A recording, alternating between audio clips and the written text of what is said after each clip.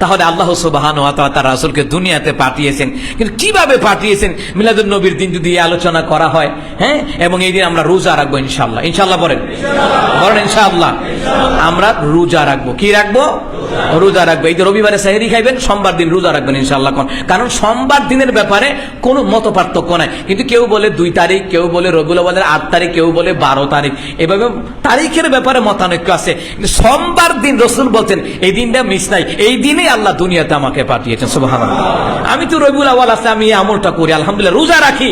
এটাই রাসূলের কথাই হলো চূড়ান্ত কথা। মানুষের বানোয়াট কথা চলবে না। রাসূল সাল্লাল্লাহু আলাইহি ওয়াসাল্লামের কথা, সাহাবীদের কথা, তাদের কথাই হলো চূড়ান্ত কথা। আর তাদের কথা মাইনেই শাহজালাল শাহপরান তারা আল্লাহর ওলি হইছেন। তোদের মতো ভণ্ডামি করে ওলি হয় নাই। ওনারা সাহাবীদের কথা মানতেন, তাবিঈদের কথা মানতেন, কথা কোনটা কিনা, আল্লাহ রাসূলের কথা মানতেন, মাইনে আল্লাহর ওলি হইছেন। আর তুমি গাঞ্জা খাইয়া সিদ্ধি খাইয়া তুমি ওলি হয়ে যাবে গা। একটা কালকা দর্শ সাংবাদিকে দইটা কয় নামাজ পড়েন না, আমি 50 ওয়াক্ত পড়ি। তে বলে 50 ওয়াক্ত করে। চিন্তা করেন কেমন মাতালের মাতাল। এদের ঈমান আছে না গেছে? ঈমানই নাই এদের, মুশরিক মুশরিক।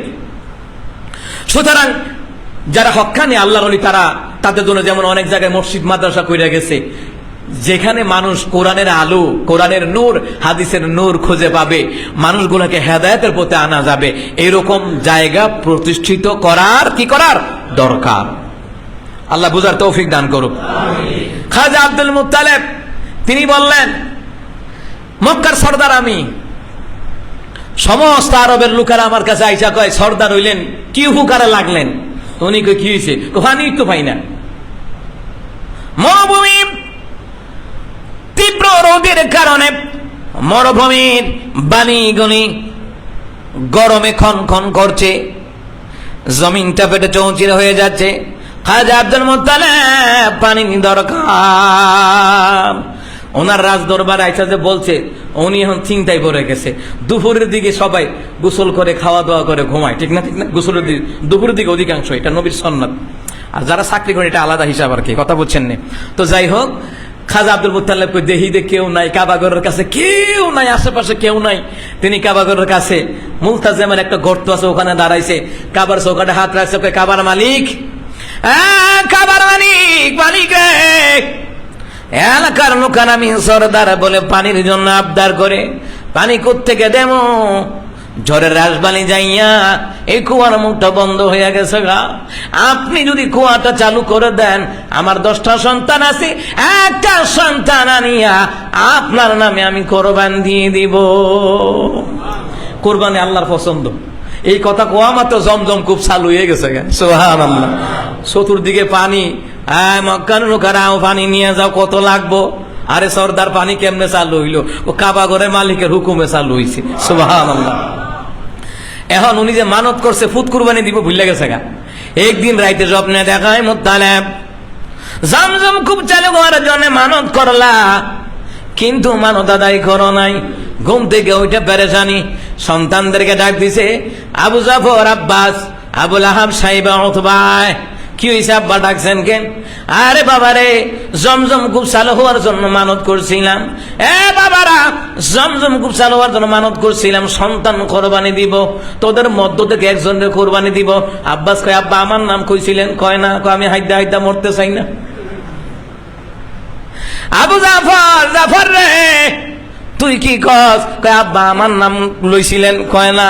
নাম কই না, যে সইচ্ছা কুরবানি হয়। কয় আব্বা হাইদা হাইদা মরতাম চায় না।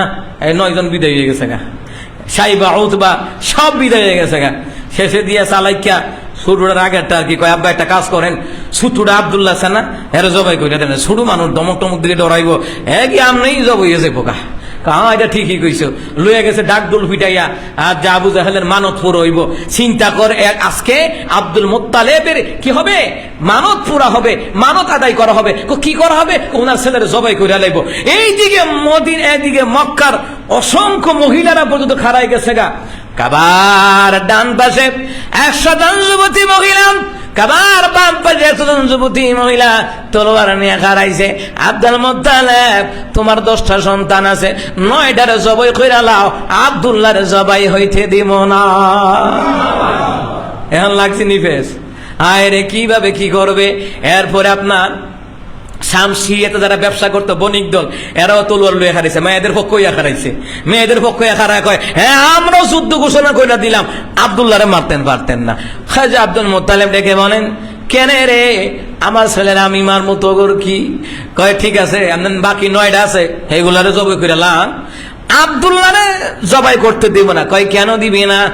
কারণ হলো রে শামসিয়াতে যখন ব্যবসা করতে যায় আব্দুল্লাহর চেহারা দেখিয়া আমরা ব্যবসা করতে যাই, খোদার কসম রে ওই দিন আমাদের ব্যবসায় সবচেয়ে বেশি লাভ হয়, ওই দিন সবচেয়ে বেশি লাভ হয়।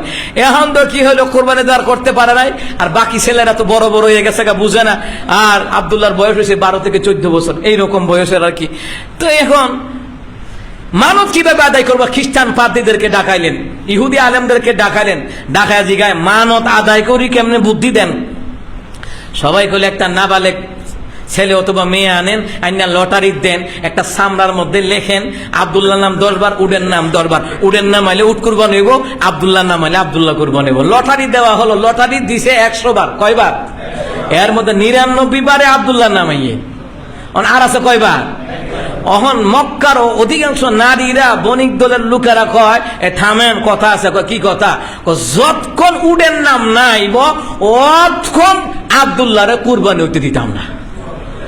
যতক্ষণ যদি বারবার যদি আব্দুল্লাহ নাম একাম হইতো না, উডের নাম আইলে তোকা শেষ। 99 বারের মাথায় যখন উটের নাম আসলো, 100টা উট কাবা করে আনিয়া খাজা আব্দুল মুত্তালিব কোরবানি করে দিলেন। সুবহানাল্লাহ। তো উনি খাজা আব্দুল মুত্তালিব উনিও মানত করছেন কার নামে? আর আমনে কোহানে ছাতা মাতা মাজারও মানত করেন, মাজারও সন্তান দেন, মাজারও গরু খাসি মুরগি দেন। খাজা আব্দুল মুত্তালিব নবী আলাইহিস সালামের দাদা, যেই সময় নবী দুনিয়াতে আসে নাই, কিন্তু উনি কাবাগরের যে একজন মালিক আছে, ওই মালিকের নামে মানত করছে। আর আমনে আমি কিতা চিন্তা করছেন?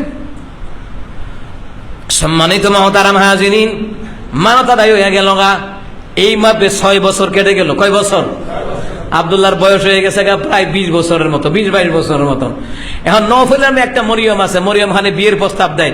মরিয়ম বলে, আব্দুল্লাহ আমার যদি বিয়ে করতে পারো তাহলে মনে করবা যে তোমার ধ্বংসবোধের অভাব হইতো না, কারণ আমি আমার বাবার একমাত্র মেয়ে। আর ওই সময় নওফেল সে সম্পদের অধিকারী ছিল এবং মক্কার সবচেয়ে বেশি ধনী ছিল, আর একমাত্র কন্যা, বুঝলেন তো সম্পদের অভাব নাই।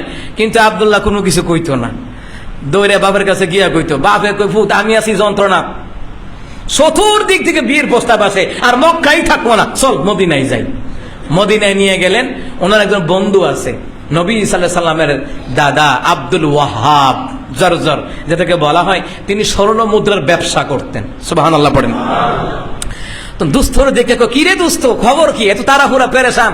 আরে দুস্থ আর কইস না, ফুলার বিয়ের লেগে বেবাক মানে মানুষে মাইয়া বিয়া দিতে বলে পাগল হয়ে রয়েছে। আমি আর মক্কায় থাকতেছি না, আমি বুঝছি তোর মাইয়া আমিনারা আসেনি? হ আছে দুস্থ, তুমি যে আমার বইলা দিছিলা আমিনারা রাখতাম বললা, আমি আমার মেয়ে কন্যারে আমিনারে রাখা দিছি, কারণ তোমার ছেলের সাথেই বিয়ে দেবো। সুবহানাল্লাহ। তাড়াতাড়ি বিয়ের ব্যবস্থা করো, আমি খালি যাবো না, পুত্রবধূ নিয়ে তারপরে মক্কায় যাবো। বিয়ে শাদী হয়ে গেল, গেলেন মক্কায়। বিয়ে শাদী হওয়ার পরে মক্কায় চলে গেলেন।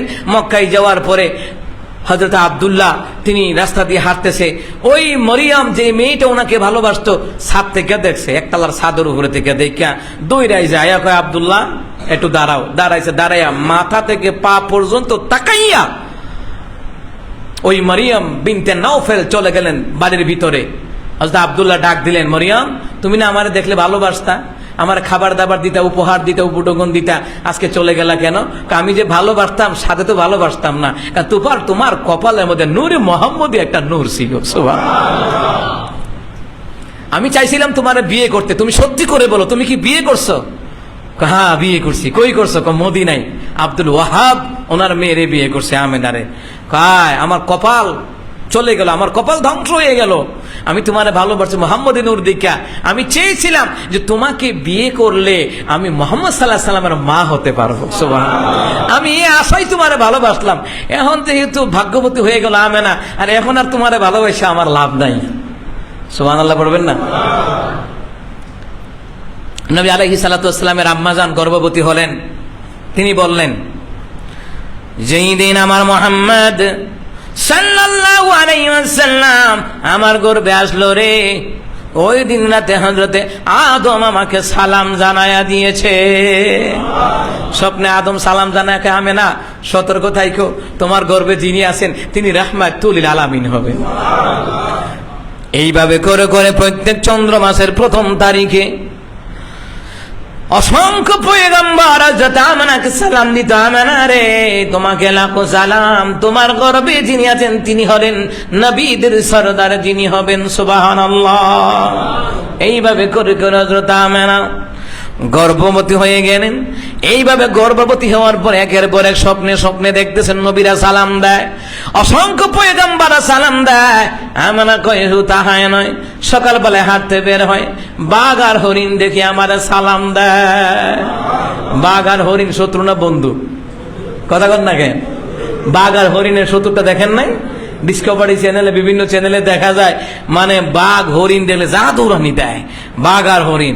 আর ওই দিন দেখে কি বাঘ আর হরিণ, বাঘ আর হরিণ দেখিয়া আমাদের আম্মা জান আমেনা পিছপা করতে লাগলেন, খুব ভয় পাইলেন। বাঘ আর হরিণের জবান আল্লাহ তাআলা খুলে দিছে।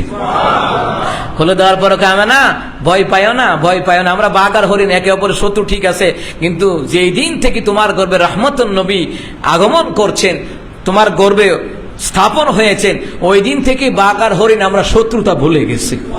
সুবহানাল্লাহ। ভয় পাওয়ার কোনো কারণ নাই। মানে বলেন, আমি গেলাম কুয়ার কিনারায়, কাবাগরের কাছে যে কুয়া আছে, এই যে কুয়ার কিনারায় গেলাম পানি আনার জন্য, কে জানা বলে রে জিবরাইল তাড়াতাড়ি করে কুয়ার কিনারায় যাও, আমার বন্ধু নবীর মা আমেনা আসতেছে পানি নেওয়ার জন্য।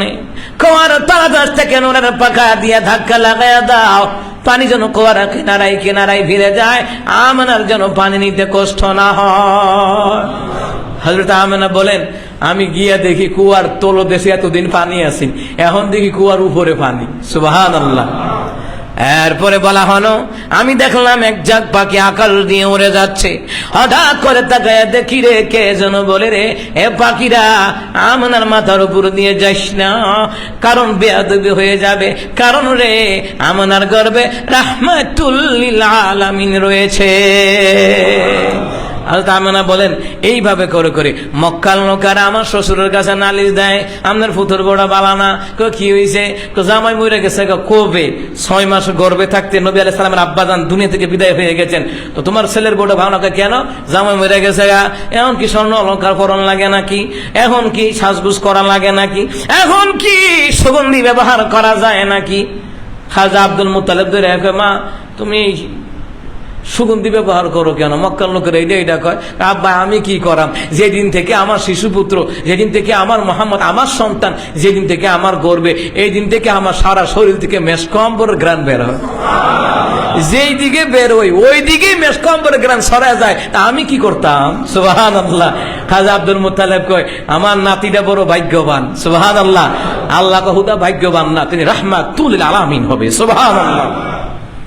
আম্মা জান আমেনা তিনি যেই দিন ওনার গর্ভ থেকে নবী আলাইহিস সালাম পদার্পণ করবেন, সুয়াইবা উম্মে আইমান দুইজন দাসীকে নিযুক্ত করলেন শ্বশুর হইয়া। আর আমার দেশও কতগুলা নরপিচার স্বেচ্ছর ইতর আছে, ফুতুর বউ গর্ভবতী হইলে বাপের ভাত ফাটাইতে কি তা নাই জমন স্বেচ্ছর আর কি খাড়াস টেয়া লাগবো, বুঝেন নাই? এত টেক কেয়ার করুন যেত না। আবার নিজের মেয়ে গর্ভবতী হইলে আবার 14 বার করে খবর লয় না, এটি মনে নাই আছে, এটা জানি, আমি ভালো করে জানি, সারা দেশে যাই তো জানি।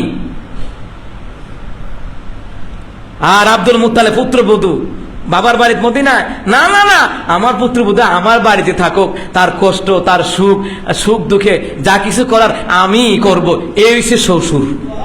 কিন্তু নিজের মেয়ের বালা 16 আনা, পুত্রের বউর বালা বালা না, পরের মেয়ে তো বালা না।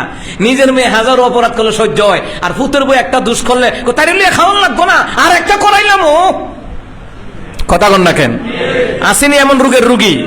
অভাব নাই। দেখেন গিয়ে পরিবারের সমাজে খাজা আব্দুল মুত্তালিব 2জন দাসী নিযুক্ত করছে। কয়জন? 2জন নিযুক্ত করছে। কইছে আমার ছেলের বউর যেন কষ্ট না হয়, সোহাইব ইবনে আইমান, একজন বাইরে থাকবা, একজন ভিতরে থাকবা।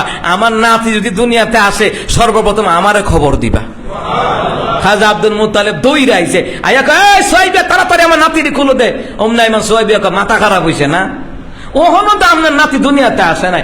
আরে না, আমি কাবা করে দেখেছি, আমি কাবা করে শুয়ে আসছিলাম, হঠাৎ করে দেখলাম উপরের দিকে, দেখি যে সবুজ পোশাক পইরা, সবুজ ডানা ডানা পইরা কে যেন বলতেছে, আয় হাওয়া, আয় মরিয়ম, আয় আসিয়া, আয় রহিমা, আয় তাড়াতাড়ি করে আয়, আজকে রাতে রাহমাতুল আলামিন দুনিয়াতে আগমন করবে, আসো তার একটু সেবা করে আসি। সুবহানাল্লাহ।